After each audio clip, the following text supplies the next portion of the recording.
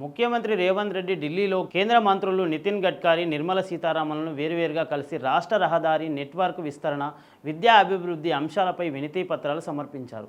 హైదరాబాద్ సమీపంలోని Bharat future city నుంచి అమరావతి మీదుగా బందర్ ఫుడ్ వరకు 12 వరుసల రహదారి, రీజనింగ్ రింగ్ రోడ్ పనుల వేగవంతం, అమ్రపాదు టైగర్ రిజర్వ్, మన్నునూరు శ్రీశైలం మధ్య ఎలివేటెడ్ కార్డియర్, రావిర్యాల అమన్గల్ మన్నునూరు గ్రీన్ఫీల్డ్ రహదారి, అలాగే హైదరాబాద్ మంచిర్యాల మధ్య కొత్త గ్రీన్ఫీల్డ్ రహదారి నిర్మాణాన్ని కోరారు.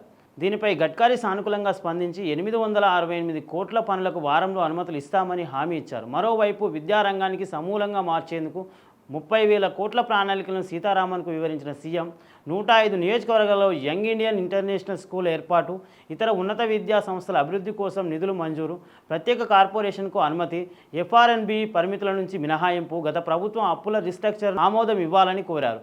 ఈ విజ్ఞప్తులపై సీతారామన్ కూడా సానుకూలంగా స్పందిస్తున్నట్లు సమాచారం.